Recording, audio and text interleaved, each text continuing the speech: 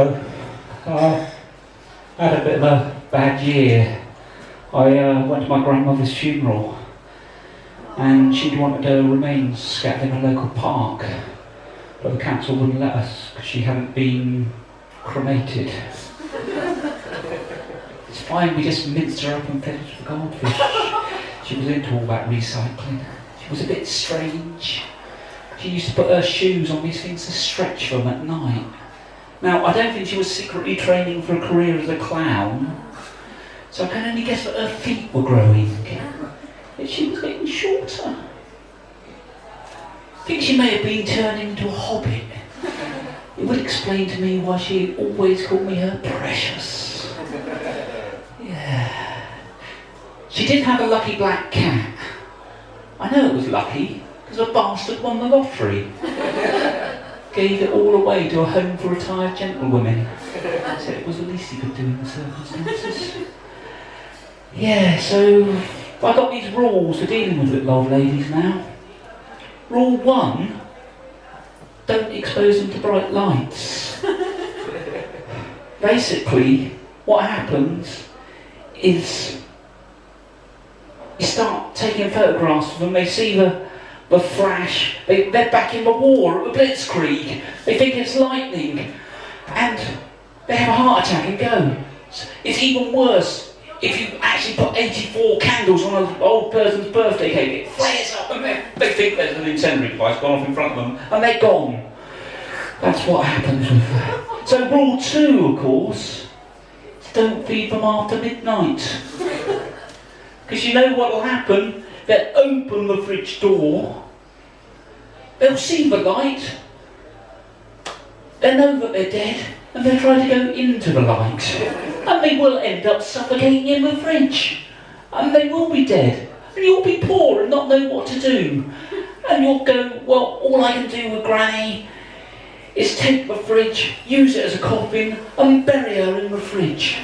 And you'll be setting a trend for kitchen appliance burials. Archaeologists of the future, they'll be digging up washing machines and saying how people live longer with Calgon. And rule 3, and this is your main one, don't let them get wet. Little old ladies, once the rain starts, that's when those vicious fucking umbrellas come out. Basically, fine if you're 6 foot tall and carrying it above people's head.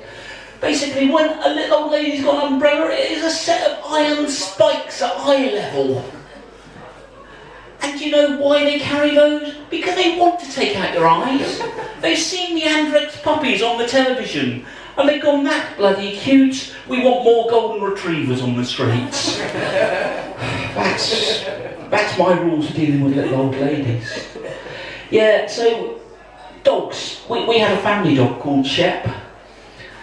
He was treated like one of the family, given a full roast dinner with all the trimmings every Sunday.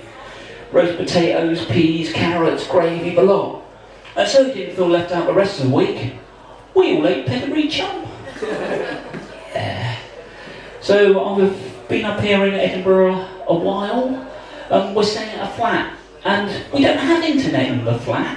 I'm still quite young. I have my needs, but luckily there was a show that left a few flyers lying about, and it's all right to knock one out over my head, isn't it? Too early? I don't know.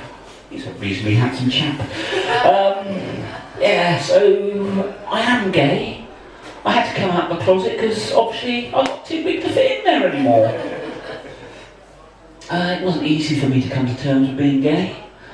I used to look in the bathroom mirror in the mornings, and I'd see the face of a straight man looking back at me. Once I persuaded my father it wasn't his turn in the bathroom, I'd see his face looking back at me. And I'd say, that is not the face of a gay man. That is the face of a straight man. I was a gay man trapped in a straight man's body. I do occasionally still have that fantasy.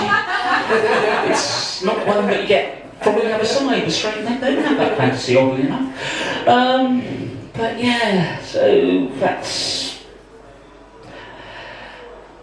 Oh, yeah, I did try and come out. It wasn't easy. my mother, she liked to think of herself as liberal. We had a chat, and she sort of said to me, sort of, look, son, if it turns out you're like that, it'll be okay.